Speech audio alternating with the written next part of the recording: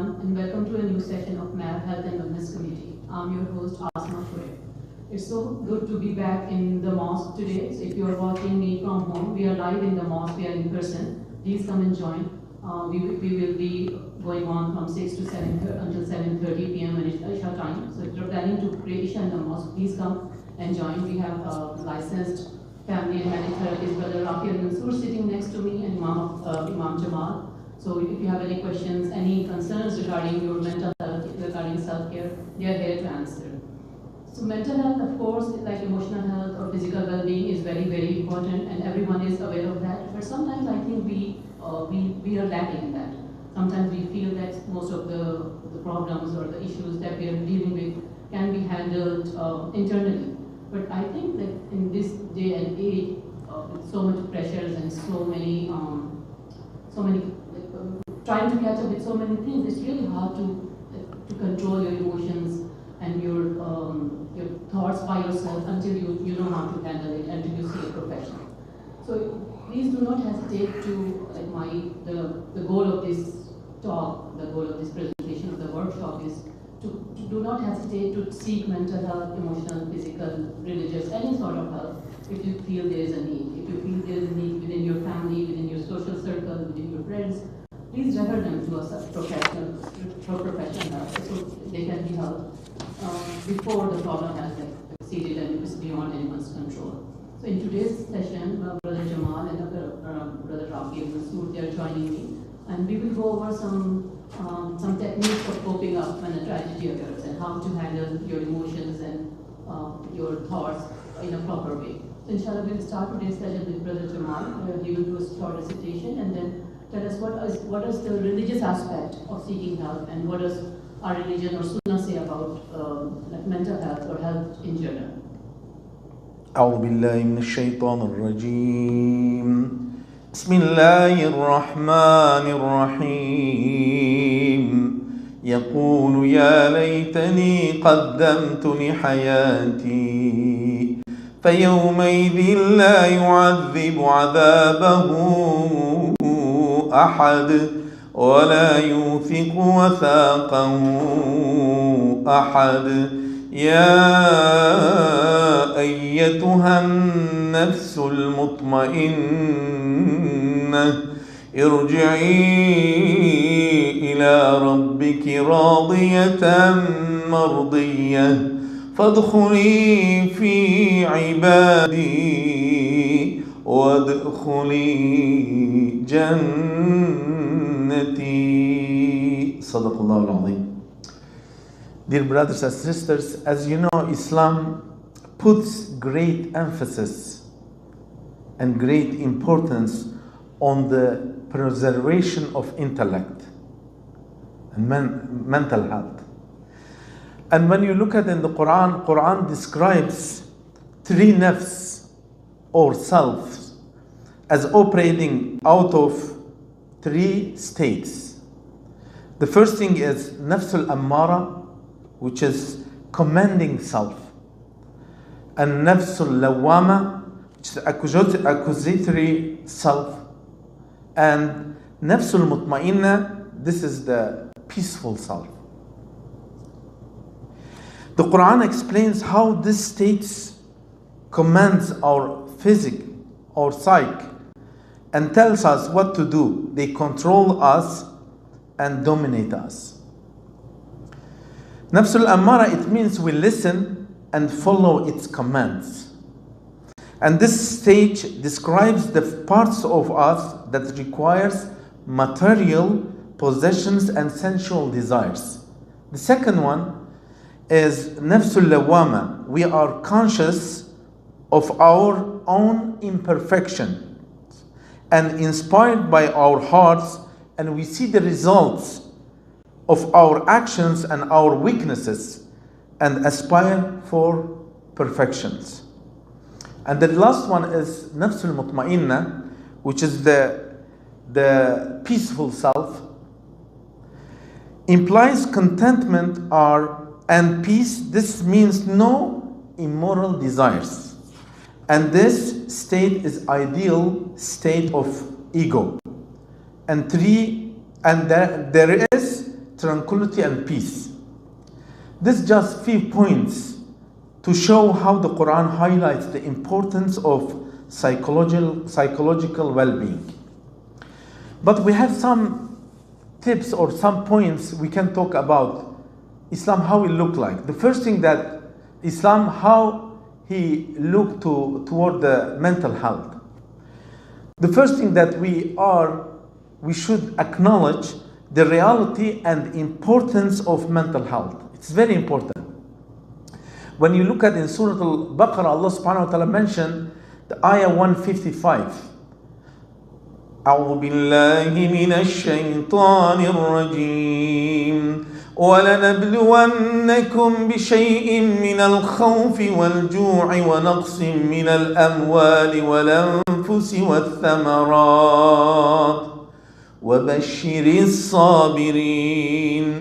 Allah subhanahu wa ta'ala says in this ayah that and we will certainly test you with something of fear and hunger and a loss of wealth and lives and fruits, but give glad tidings to the patient. Dear brothers and sisters, as you know, sadness, anxiety, worry are emotions that all we experience to a certain degree in our life. Even prophets, peace be upon all of them.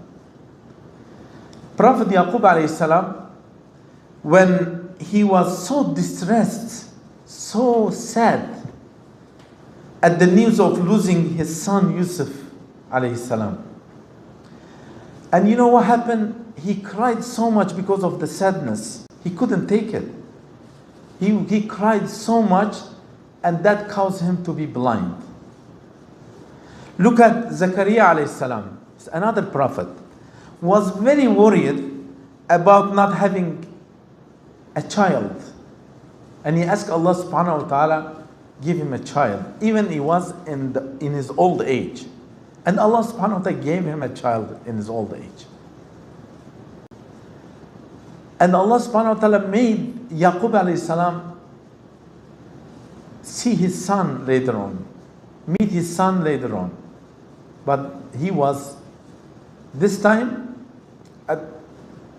he welcomed his parents and welcomed his brothers in a high rank. Because both of them, they showed their patience. Yaqub alayhi salam, he showed his patience. Yusuf alayhi salam, he showed his patience. Zakaria alayhi salam, he showed his patience. And Allah subhanahu wa ta'ala gave him the reward.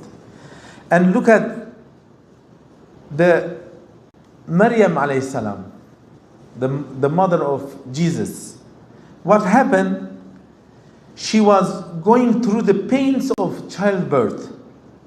When she expresses her fears and she said, يا ليتني مت قبل هذا وكنت نسيا منسيا. She said that I wish I had died before this happened to me, and was in oblivion, forgotten. Because she was thinking, she gonna go right now and giving birth to the baby and then go to people, and people, they will say, where you brought this baby? You know, it's just very difficult moment for the ladies at that time, especially for Maryam alayhi salam. And she wanted to die, even she said, this happened to me. But she showed her patience, and Allah subhanahu wa ta'ala gave her a reward. And you know, and even Allah subhanahu wa ta'ala told her that if they ask you, just point it to the Jesus baby. And baby, she started talking. In just days, he was in days old, and he started talking. Because that's as miracle from Allah subhanahu wa ta'ala. And also, even look at the Prophet sallallahu alaihi wasallam, Sarro, which is the year of sorrow. What happened? He lost his beloved wife and beloved uncle. Especially his uncle was his main supporter, and now he lost him. And he was very sad. And also, Surah Al-Duha, Allah subhanahu wa ta'ala says, وَلَلْآخِرَةُ خَيْرٌ لَكَ مِنَ الْأُولَى. Because the wahi did not came, and he was very sad, he was very distressed. Prophet ﷺ was very sad because the wahi did not come for long time of period. And he was thinking that Allah subhanahu wa ta'ala left him. But Allah subhanahu wa ta'ala revealed that Duha, Surah Al-Duha, and told him that Allah subhanahu wa ta'ala did not leave you. Don't worry. And give him, comfort with that surah. And we have so many ayats in the Quran. Even look at Yunus alayhi salam. What happened to Yunus alayhi salam? He called the people to the deen of Allah subhanahu wa ta'ala, but none of them were answering him. And he was very distressed and he was very sad. And he went, and you know the story. He was going on the shore, and then one of the ship took him, and he was in the ship later on because of the weight, and they tried to, the story is very interesting.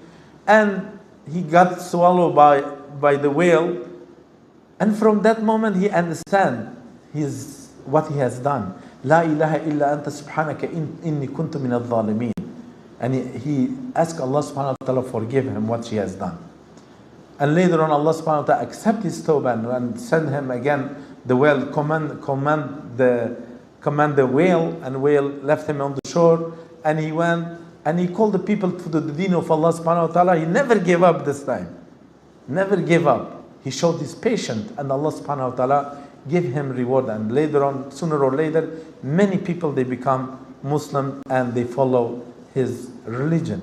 Subhanallah, it's just, we have to show our patience. And also Allah subhanahu wa ta'ala says that, in so many ayats, He said, وَقَالَ رَبُّكُمْ أُدْعُونِي أَسْتَجِبْ لَكُمْ. Your Lord called you, أُدْعُونِي أَسْتَجِبْ لَكُمْ. Call upon me, I will respond to you. And also, أَلَا بِذِكْرِ اللَّهِ تَطْمَئِنُّ الْقُلُوبِ. Truly, it is in the remembrance of Allah the heart find the peace. And we have so many ayats, Allah subhanahu wa ta'ala reminding us about this moment.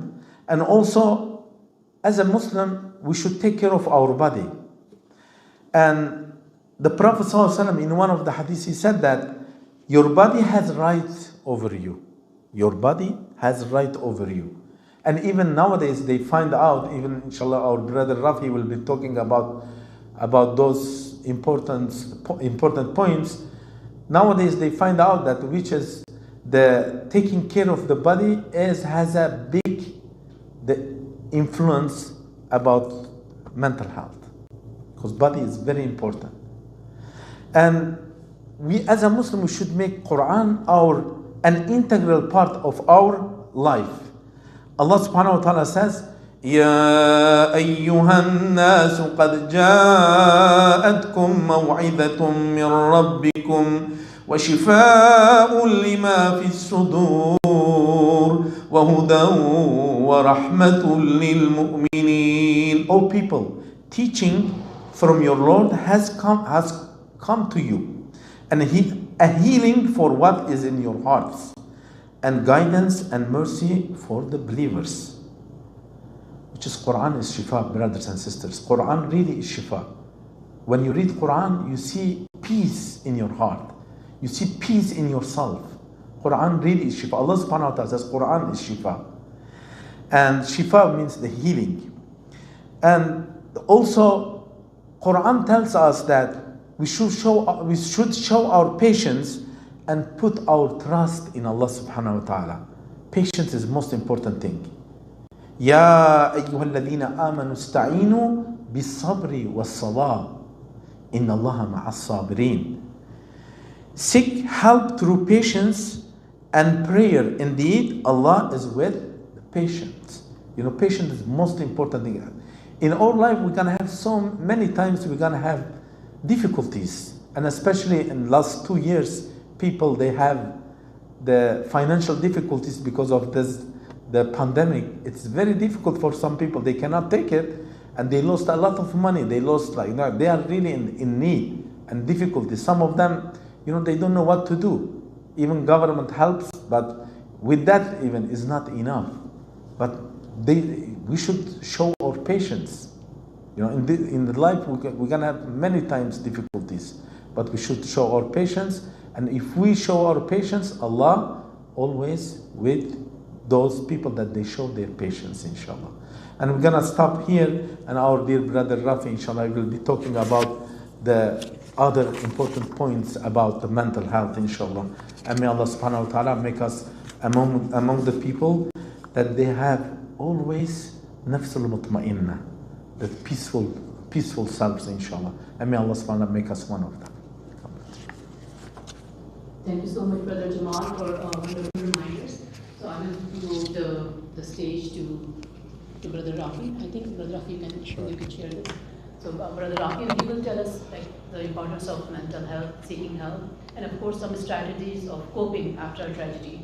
When the tragedy occurs, like how do we train ourselves, how do we control our thoughts in a positive way to come out of that as a better person and a better Muslim, inshallah.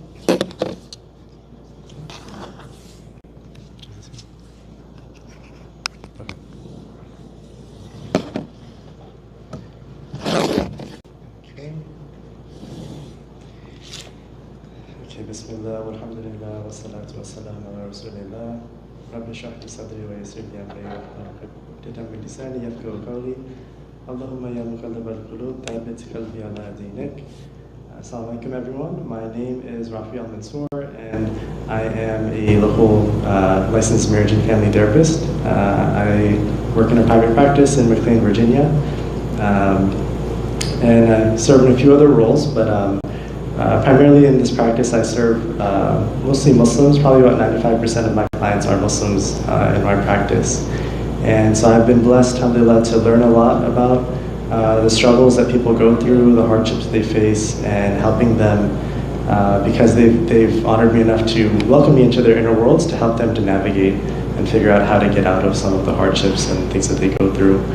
So for today, inshallah, I want to keep the focus relatively kind of simple, but covering two main topics. One is just talking about mental health and what it is and how to understand it. Something we've probably all heard about in different ways, so maybe just to add another perspective on it. And then also to then talk about how we can actually provide support to one another, because that's really a huge aspect of coping with the hardships and the tragedies that can happen in life. And of course, this is part of the nature of this life, this dunya, right? It's not our paradise. And Allah's made it so that we're going to be tested in this life. And this is the purpose of us being here, is to go through those tests and to navigate them. But they're not easy. They're not meant to be easy. And so we can navigate it better with the support of other people. And it's important, and our deen encourages us to do this. And so I'm going to talk a little bit about that. But first, inshallah, we'll talk about mental health. And it's a broad topic, but in a basic sense, mental health is really the state or well-being of our thoughts, our behaviors, as well as our emotions, and how the three of these things kind of combine and interact with one another. And so, just like physical health, we all have mental health. Physical health, of course, is the state of our physical condition, and mental health is the condition of our thoughts, emotions, and behaviors, like I said. So one way to first think about it is, when we look at physical health, how do we actually assess our physical health? Right? Just give a moment, right? When you think about your physical health, whether it's going to the doctor or assessing it yourself, how do you know how healthy you are or how healthy you might not be? Right? Maybe one way is some basic things. Maybe you have a scale at home and you'll step on the scale to see your weight, right? How much I weigh today versus yesterday versus a week ago versus a year ago. And maybe that's one way to gauge how healthy your body is. Maybe if you want to go a little more advanced, you look at your BMI, right? The ratio of fat in your body, and to gauge how healthy you are for your height and your weight and everything. And we also have, your blood oxygen levels, If you're pre-diabetic or diabetic, you look at your blood glucose levels.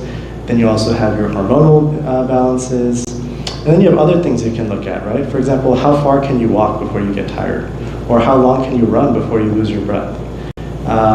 Other ways to gauge our physical health is also just noticing any pains in our bodies, right? Do we have pains in our joints, headaches, stomach aches, digestive issues, right? There's so many ways that we can assess our physical health, and they're all important. And truly, we all recognize that there's few of us that can say we have perfect physical health, right? There's always something usually we can do to make it better. And so my main point in sharing all of this is to say that physical health can be very complicated, right? There's so many aspects and dimensions to it. And likewise, mental health is also in some ways very complex, and not always how we think about it. And it can really play out in a wide variety of ways. And so I just want to share just some basic ideas of what that kind of scope can be. So for example, right, what are ways that we can assess our mental health, just like we can assess our physical health? Some of the aspects we can look at are, for example, our ability to take responsibility for our own actions. Right? How easily are we able to take ownership over both the good things that we do as well as the mistakes or the wrong things that we do? Can you do that with ease, or do you struggle there? Also, how much flexibility do you have? Right? When you have a plan and then suddenly something doesn't work out, how much does that distress you or bother you? And how much can you tolerate frustration, right? When something doesn't go again as planned, or there's an impediment or a blockage to what you want to do, how do you cope with that? Are you able to handle that okay? Then there's many other things, right? Acceptance of uncertainty, right? When you just don't know what's going to happen. Your involvement with other people, right? So how well can you socialize with others, people that you want to socialize with? Is it easy for you? Is it difficult? Your courage to take risks, right? Healthy risks, things that can be good for you. Do you feel confident to try things that you haven't done before?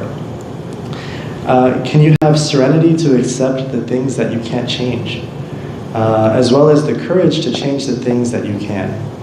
And then the wisdom to know the difference between those two things. Then there's other things like accepting any kind of handicaps you might have, or limitations, physical, mental, emotional, whatever it might be. Another example is having a tempered self-control. Right? How much can you control your impulses or desires? And then also, having harmonious relationships to yourself, as well as to others. And not just to other people, but also to the universe and the nature around you, as well as your relationship with Allah. So these are all, just a few ways to think about what mental health can entail, right? Of course, emotions like sadness and fear, et cetera, are part of that. But the ways that all these things play out can actually be pretty complicated. And this is just a short list of some abilities that would fall under mental health. And then how these things actually manifest in each one of our lives, that can be a whole myriad of different ways. And it's unique to you and your personal story. So that's one way of looking at skills and abilities when it comes to mental health. And when you look at your ability to achieve these qualities that would fall under good mental health, they're all connected to your beliefs. Underneath it, we have meanings that we make in the world. Right? Allah's made us in a way to recognize meaning and what objects and things are in our lived life. And so as we start making these meanings, we start to create these schemas or these ideas, firstly about ourselves, right? So you start to develop certain ways that you think about yourself, right? Tied to, for example, your self-esteem, right? How good or bad you are in different areas of your life. It could also be your ability to achieve certain things, right? Your self-efficacy is what we call it, right? Do you think that you can achieve your goals that you want to achieve? And so, we make all these beliefs about ourselves, and that can be good or bad or usually both. Then you also have beliefs about others, right? Are other people trustworthy, right? Are they safe? Are they reliable, right? How will they respond in certain situations? And then you also have even beliefs about what you think other people think about you. How do other people perceive me, right? And even that oftentimes is actually a reflection of how we see ourselves. But the point there being is that we have all these beliefs and ideas that underpin what really is our mental health. And I won't be getting into it in today's talk, but our deen and spirituality ties deeply into all of this. Because as we go through life, as we navigate it, we try to make sense of what's going on. And Islam provides us so much in terms of a perspective and tools and ways of coping that really help us to achieve the things that give us good mental health. So that's a whole other discussion. Unfortunately, I'm not going to get into it today, but just know that what we're talking about today is it's not distinct or separate from Islam. They're both well tied in together. But as we create these beliefs about ourselves, these are shaped through our experiences. The things that you go through and you experience in life will start to shape these models that you have. And sometimes these experiences can be really traumatic, or they can be very severe and have really lasting impressions on how you look at yourself or others. And so then those beliefs become like sensitivities, things that can become very emotional for us, and we can maybe become reactive or very, because again, sensitive to that. So at this point, kind of what I just wanted to share in this first part of the lecture is just the idea that mental health is complex, right? We all have mental health. There are seldom people, myself included, that I would say have perfect mental health. We all have things that we can work on. And so, recognize that, and it's okay. There's nothing wrong with realizing that you might have imperfections or struggles. That's actually a healthy self-esteem. People think of oftentimes that self-esteem is high or low, like you either have high self-esteem or low self-esteem, but that's not actually the case. Self-esteem is better thinking about as a spectrum, as being in the middle of two extremes. On one side you have what we call self-defeating shame, which is this idea that everything about me is bad, right? You always look at what's wrong with me, what can't I do, what are all the problems that I have, and you get consumed by those ideas. And on the other side of the spectrum, you have self-defeating pride. And so that's this unrealistic kind of self-pride that you might have, or that anyone might have. It's saying, I'm perfect, I'm good at everything. I'm kind of an overinflated sense of self. And both of these are both of these are self-defeating, meaning that they're actually not healthy, they're not good for us, because they're exaggerated and they don't really align with our reality. And so healthy self-esteem is being able to be in the middle, where you can recognize what you're good at, take a healthy sense of pride in what I can do, and the gifts that Allah has given me, but also to be able to recognize what I'm not so good at, where I struggle, what my problems are, what am I accountable for. And Allah wants us to have a balance between these two. And there's a lot to be said here in terms of Allah instilling for us to have both hope and fear. And that it's not just about having one kind of extreme in our perspectives of ourselves or of how Allah sees us. So anyways, with that being said, mental health is important. We all have places we can grow.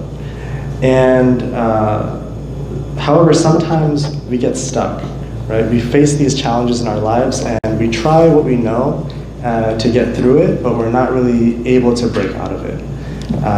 And so what happens then, right? So first let's think, what happens if you don't address your physical health concerns or issues, right? So you have some physical issues, but you don't do anything about it, or you neglect it, or it gets worse.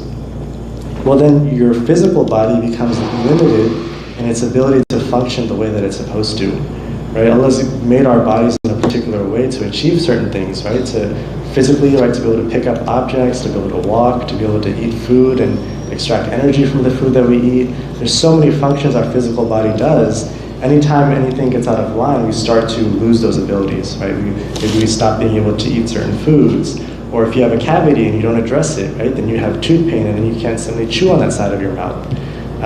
If you break your finger, then you can't pick up objects. If you don't control your blood sugar levels, right, then you can have so many issues. You could go blind in one of your eyes. Your retina can actually detach and you lose your vision. So, our physical bodies need to be maintained, and if we don't, then they start to deteriorate. And so we have to look out for those signs, right? Similarly, we have to look out for those signs for our own mental health. How do we do it so that we can stay healthy and safe? But if we can't figure out how to address our mental health issues, then our minds can't achieve what they're here to do, to survive and thrive in this world and in this life. And so what happens is that when we can't face or overcome particular challenges or sensitivities that we have, we oftentimes get stressed, right? We get overwhelmed. The situation is something we can't manage. And then in that state of distress, we tend to lean on strategies to try to cope with whatever we're going through. So, I'm talking very high level, but how this plays out in every person's life is, of course, very unique. But just keep it in mind and maybe think about even in your own life, right, places where you might struggle and how you react or how you respond. But, some coping strategies are healthy, and others can be ineffective or even unhealthy. And so just some examples of what we can consider, for the most part, to be healthy coping strategies, in a general sense, are things like, for example, tackling the problem head on, right? There's a problem, and even though it's causing you distress, you're still staying with it, you're engaging it, and you're working with it until you can get through it. There's also things like doing research or seeking information, right? Sometimes we might not know how to get through it, so we consult someone, we do some Googling or searching to figure out what we need to do. Maybe you ask for support from others. Maybe you make a plan. Another way of coping is also expressing your feelings in healthy ways.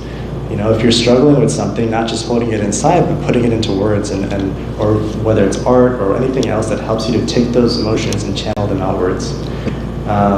Taking different perspectives, reframing the issue, positive self-talk, right? These are all kind of positive ways of looking at a situation. But then we also have some unhealthy or ineffective coping strategies. So this can be things like rejecting practical support from others. Maybe people are offering to help you, but something tells you, no, I don't need their help and I don't want to take it, when really it would do you good to take it.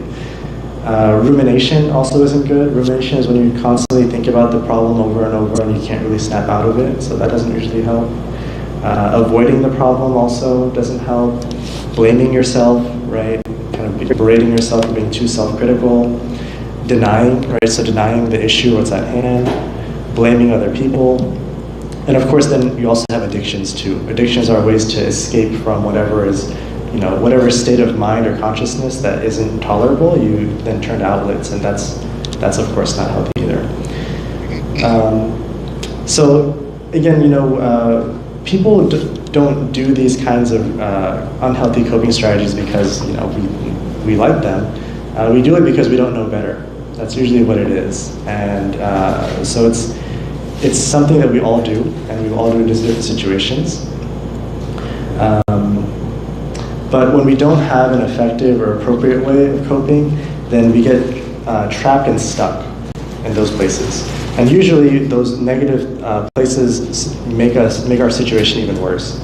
And so if we can't figure out how to break it, then we get entrenched in these unhealthy mental states that harm ourselves as well as the people around us. And so this is why it's so important to be able to get support from others, right? It's a natural way to live in this world, to lean on other people, and not to feel like we have to take everything on alone. And part of this is because when we do have struggles in our own mental health, it's hard to see outside of our own perspective, right? And so that's where it helps to be able to actually talk to someone. Put what you're going through into words. Don't just keep it all in here or all in your heart, but actually start to process it, talk it out, and figure out a way out of it. So on that note now, what I want to just shift to, this will be the last part of the talk, is looking at providing support. And it starts really with reaching out for support. And so first I want to talk a little bit about some of the challenges around challenges both for reaching out for support as well as challenges in providing support. And then we'll talk about some different strategies about how to work through that. Okay? All right. So what prevents us from reaching out to others for support? Well, there can be some common patterns, and this is something that I've just seen in my work as a therapist. Not necessarily that I did research in this, but I've just noticed some patterns and trends, and so I'm just going to share from my own experience. I'm a marriage and family therapist. I do see individuals. I see a lot of individuals. I see a lot of males, just because there's not many male mental health professionals. but I also work with couples and families. And so, people always say in a healthy marriage, you need to have good communication. And that's definitely true. You can't get around that. But another area that we oftentimes neglect is in a healthy marriage, you need to be able to provide each other support. And this means providing support for life's challenges that are outside of the relationship. Right? A lot of times couples don't actually have internal issues so much, where their issues are related to their spouse, but it's the external stressors of life that cause a lot of demands on them. And they run into these weird kind of stumbling blocks when it comes to providing support to each other.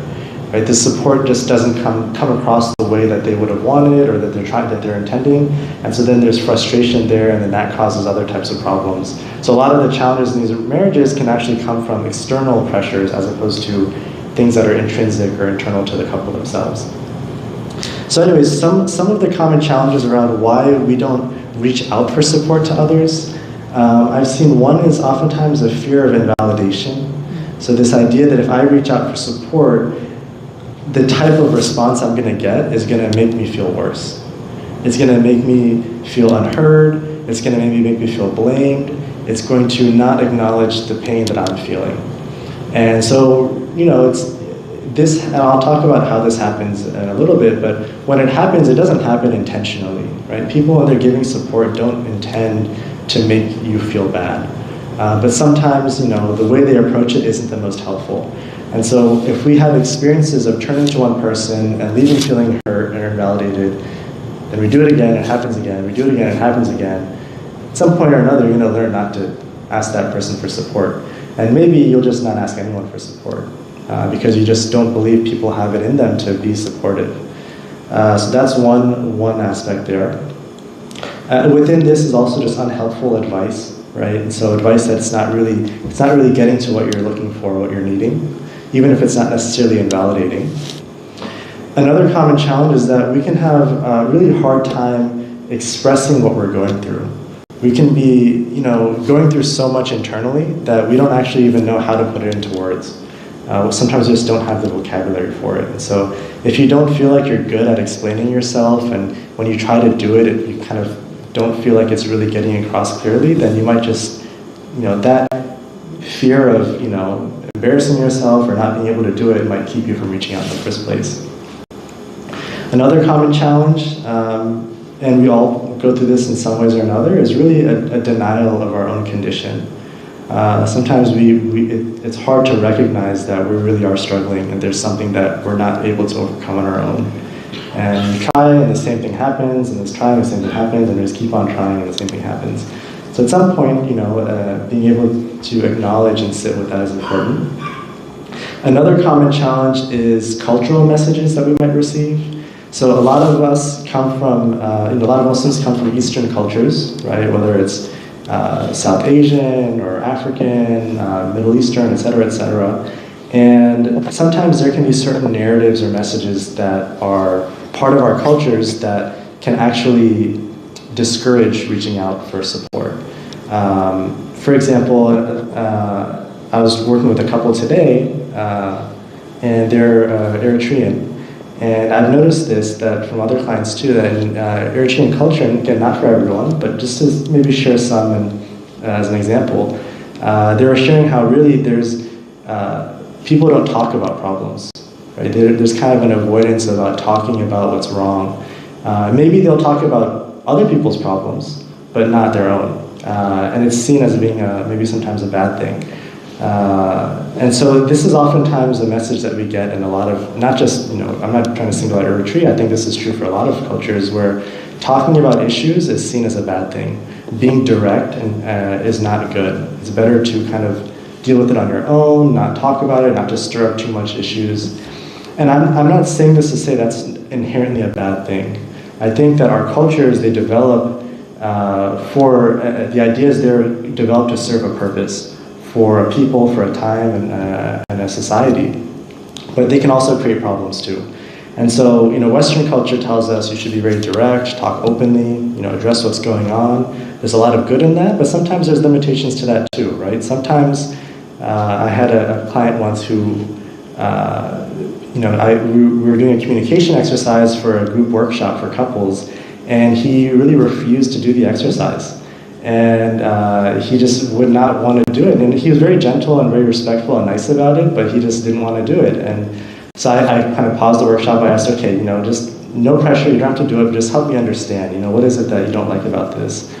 And he's from a West African country, I don't remember which one. But he was saying, when you talk about problems, you're just putting all this negativity out there, and then it's there. And then you have to go home with it, it's going to be there, and it's going to cause problems for you and everyone that's connected to it. So it's better to be positive, focus on what's good, and not to talk about these things.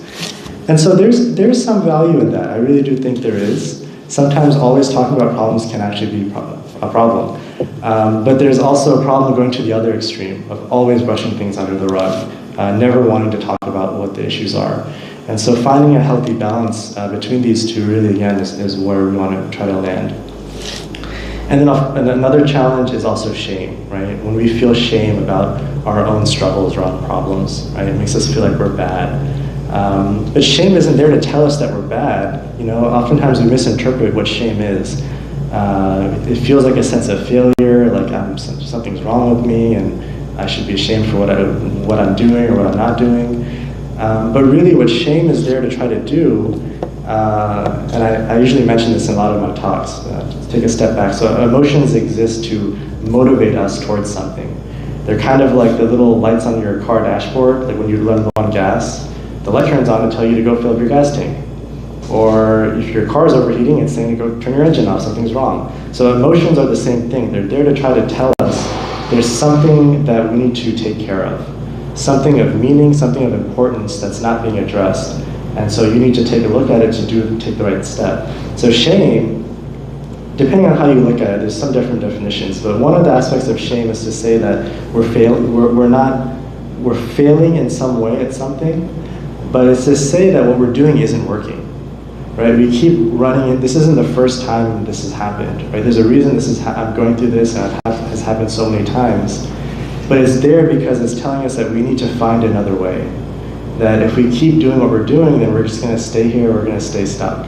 And so shame needs us to try something new. So ironically enough, even though shame keeps us from reaching out for help, what shame oftentimes needs is to reach out for help because we're not able to get out of it on our own. But shame, of course, also needs to believe that whoever you share it with will still be accepting of you, right? They're not going to judge you. They're not going to hurt you by being open with them. So just to share some of the ways to try to overcome some of these common challenges to reaching out for help.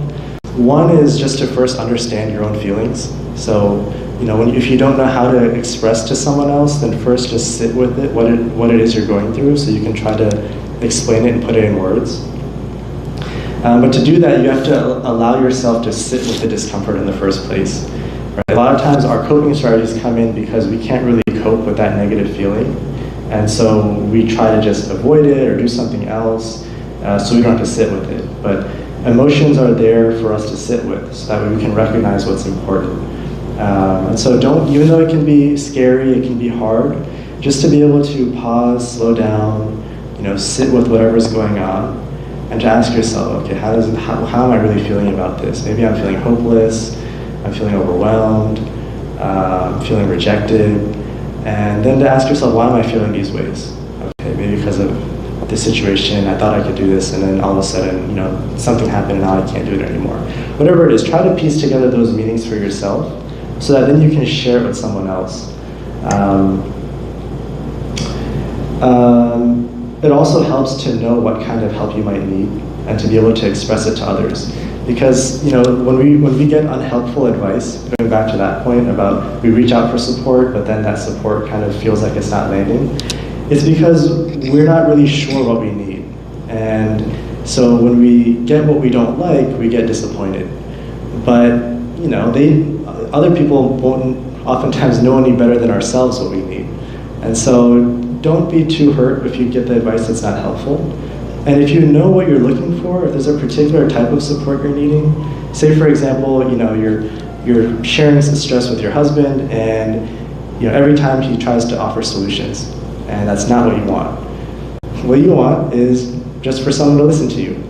Well, it's okay to actually say that. Hey, honey, I'm stressed, but I don't want a solution. I know you're really good at that. I just don't need that right now. What I like is I just want to be able to talk, and if you can just listen, that's more than enough. And then boom, maybe he'll understand what you're needing in that way. And for the husbands that tend to do this, don't feel like you're not doing enough. It's okay to just listen. That's more than enough. So reassure yourself there. Another thing is, if you're not sure if people will hurt you, if invalidate you when you reach out for support, like test it out, right? Someone that you think might be someone you're close to that you can lean on, maybe share a little bit with them, right? You don't have to go share everything in the first go. Test it out a little bit, see how they respond, and build that trust that, okay, this is someone that when I open up a little bit, they're there, they're listening, and they can help me feel better. And then gradually you can learn to share more, and you can figure out who's the most helpful for what you need. And then for people that you're going to be stuck to, like your family, sometimes it's better not to give up on them, and it's better to actually just give them some feedback. Right? When they give you some kind of advice that's not helpful, just to let them know, that doesn't really help me when you share that. And if you're the person giving that feedback, try not to feel rejected, right? It can be, a little bit hurtful sometimes. I'm trying to help, but they're turning it away. Don't take it personally, right? You're here to help them, so try to keep them in mind. So these are just some challenges for why we struggle to reach out for support, and some ways to overcome that. And now I'm going to talk about some challenges to providing support. And then I'll finish off talking about some strategies of how we can actually provide support. So what are challenges that we face in providing support to others? So the biggest one oftentimes is actually our own discomfort sitting with other people's pain. That when someone else is going through a hardship, someone that we really care, that we love, and they're hurting, it hurts us. And so we almost, out of wanting to make our own pain go away, will jump to trying to either, problem solve for them, tell them, give them advice right away, you should do this or this or this, because we want them to get out of it. And so we give that advice. But again, sometimes it's not helpful. Or we might, we might actually even avoid that person because we don't know how to help them. And it feels hard to see them, what they're going through. Maybe they just lost a loved one, right? And you don't really, you know that they're hurting and you don't know how to help them. And so just to be there can be really difficult. And there's another aspect to this. So if you're, let me see if I can remember it. Okay, inshallah it'll come to me. But really, your own discomfort when someone else is having a hard time. Oh, I remember now. Okay, so another thing that comes up is that sometimes when someone is expressing something that's hurtful for them, we have our own reaction to that situation, right? We see, oh, well, this is a situation that you brought yourself into. Maybe you see something that shows that they're not seeing the full picture. And so you want them to understand, hey, well, you also have a role to play here too. And so your own reaction to that becomes the focus of what you share. But for that person going through what they're going through, it can actually be really invalidating. And it can feel like, hey, like you're not hearing me what I'm going through. And I, as a therapist, I full disclosure, I will have this come up for me as well. Right? I'm working with a client, maybe something comes up with his spouse, some kind of a betrayal or something he discovers, and is really hurt by it. But then I know from our sessions, our individual sessions, that he's doing something that's betraying her too, right? And it's not really fair for him to fully feel what he's feeling, knowing that he has a role in the situation too. But in that moment, it wouldn't be appropriate for me to focus on that because he's hurting, right? He's trapped in that feeling of what he's going through. I need to help him get out of that before I could help him see the rest of the landscape. And so a lot of times we have our own reactions come up, and we focus on that. But we have to kind of hold our own emotions aside and try to stay focused on what the person reaching out to us is needing. And so that's the challenge when it comes to providing support, is knowing what another person is needing to feel better. And this is where it's good again to go back to the idea of what purpose emotions serve. Right? Emotions ultimately are trying to motivate us or compel us to do something. So trying to understand what that emotion is needing to soothe it. And we'll talk about that in just a bit. Yeah, and then another common challenge is just not knowing what to say or do. Right? We might just not have the words. So that comes with practice, right? You have to just try, be there with them. Oftentimes you don't even have to say much, to be honest. But I think it's probably a good point. I'll switch over now to some of the strategies of providing support. So even as we talk about this, even think in your own life, what are times that I've needed support from others, and what have they done to help me? Whether parent, friend, family member, or vice versa, even to reflect on, when were you able to provide someone else support and it felt like it really helped them. It felt like they really appreciated what I said or did. So just, it's helpful to reflect on instances like this, because it's not an easy skill to master. It's really an art, and you have to practice it, and you have to learn how to do it. As a therapist myself, I do this every day, but it's still something that can be a struggle or hard, right? It's not always easy. But some common strategies. So I'm gonna break down the strategies into two approaches. So one, you have problem-focused strategies, and then you have emotion-focused strategies. So I'm gonna go over the problem-focused ones first, because it's a little shorter and it's a little bit more intuitive, easier to do. But really the hard area is the emotion-focused strategies. So we're going to spend a little more time there. But when it comes to problem-focused, things you can do, for example, are you can assist people, right? Just with tasks they have, right? Maybe they have a lot on their plate, and you just do something for them that just makes it easier for them, right? Maybe you have a loved one that went through a loss, and a lot of cultures, what people will do is they'll bring them food, right? Just to say, you have so much going on, the last thing we want you to worry about is what you're going to eat, right? So that's one way of providing that support, and it shows that you're caring about them, you're thinking of them, et cetera, et cetera. Another strategy can be suggesting solutions, right? Solutions aren't, I know I kind of give them a hard time, but solutions are a good thing too. Sometimes that's what we need, right? Sometimes we just don't know what to do, and getting an idea to get us out of it can be helpful. Just be mindful of not overdoing that one, because I think it's easy to go there. So just don't try to go there too quickly. You can also advise people. So advising is when you have a prior experience with a similar situation, right? That's when you give advice, because you've kind of been somewhere like this before. And so I'm speaking from my own experience, and hopefully something from my experience will help you. You can also help them find help, right? Maybe you're not the best one to help them, but someone is, and so you can connect them to that. And then lastly, you can also just talk through the problem with them, and then kind of research or brainstorm together, jointly. So those are some problem-focused, ideas about how you can provide support. And now I'm going to go to the emotion-focused ones. So this is where it's a little more of an art to do this. But the first and foremost and most important strategy in all of this is just to listen and understand, right? People, at the end of the day, Allah, apart from Allah subhanahu wa ta'ala, no one really knows what we're going through, right? We go through this life alone for the most part.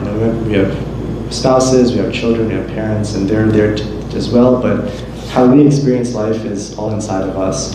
And so that's what sometimes is the hardest thing, is to feel that we're alone going through whatever we're going through. And so that's why listening, it can just be so helpful. And so if you can just listen with a genuine curiosity because you care and you want to understand, that'll do so much. That's like 50% of the way there for most people, if not more. So if you're not sure what to say that would be supportive, just ask a question, you know? And an open-ended question, preferably. Not a yes or no, like, you know, do you like that, or, you know, not a do question. Ask like a how question or a why question, so that they can process through and put into words what they're going through. And a lot of times this helps them to cope, because just by having an audience, someone to listen, they can start to piece it together and get out of their heads. So ask questions to understand. If nothing else, just do that, and that'll go a long way. But if you can go further, you can then validate what they're going through. So validating is really expressing that you hear them and you understand them. And so in a simple way, you can just summarize what they said. Just rephrase it. Like, okay, so if I'm getting this right, you're feeling rejected because, you know, you reached out to that person thinking that they were gonna help you, but then they turned you down. Is that what you're saying? Yeah, exactly. Okay, great. And then they'll usually even share some more, because they know that you're listening and you're following along. So those kinds of summaries can be really helpful, paraphrasing.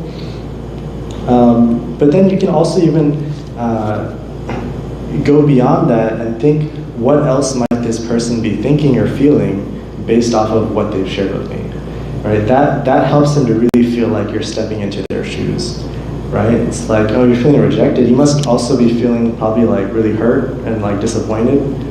I would if I was in your shoes. Maybe you can ask, are you also anxious about how you're going to get through this, since, you know, you're relying on them, right? So that when you start to think about what else they're thinking or feeling, it really shows them that you're trying to be there with them, and it takes away that feeling of being alone. So that's another way to approach it. And then validating can also not be in words, but it can be in actions, right? If someone says, you know, let's say like two siblings aren't talking to each other, right? And there's a part of you that, let's say you're the father and your two kids aren't talking to each other, and you want them to be talking, you want them to get over this conflict. And so you ask your son, hey, you know, your brother's feeling really bad, why don't you go talk to him? And he says, no, I don't want to, what he did really hurt me, and I don't want to do that.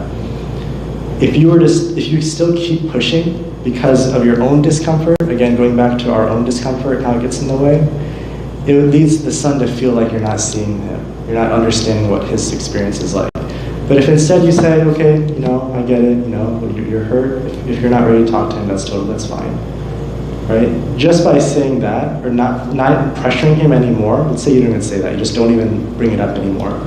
In a way, it'll make him feel like, okay, like, he got it, like my dad got it, or my mom understands what I'm feeling. So we can validate through our actions as well, just as another example.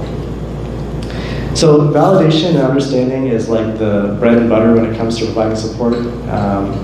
And if you're going to provide solutions or do other things, that's okay, but always just validate first. You know, don't jump to solutions right away. Just hold it off for a little bit. Some other emotional focused strategies you can do, for example, is you can provide reassurance. So that's like, you know, saying you're on the right track, you're doing the right thing, you know, what you did was the right thing to do, right? Just make them feel more confident and assured in the situation. You can also reframe the problem and put it into perspective, right? Maybe this is where, you know, you're helping them to see the rest of the perspective, but again, don't jump to it too quickly. Make sure you let them feel understood about how they're seeing it, and then once you've done that, help them to see what they might not be seeing. Like, well, hey, you know, did you also recognize X, Y, Z? You know, and that can be helpful in those ways. Encouragement is also good, right? If they're feeling doubtful about something, you know, tell them that, you know, you believe in them, you believe they can do it, go ahead and try it, right? Make them feel more confident in themselves. Another one is showing solidarity, so that you'll be there for them, right? No matter what happens, no matter how hard it gets, you'll be there for them to turn to. If they're really overwhelmed, helping them calm down, right? Maybe a healthy distraction, like, hey, come on, let's go for a drive, or let's go do something else, let's go play basketball, whatever it might be. And then another way is also to praise them, right? You can also remind them about what they're good at, right? Remind them of what's good about them or their situation, to help them see that perspective too. So those are the emotion-focused strategies. That actually takes me to the end of what I prepared. What I'd say is, just to recap what we talked about, right? Just to remind us all for today's talk. On one level is we looked at mental health and what it is.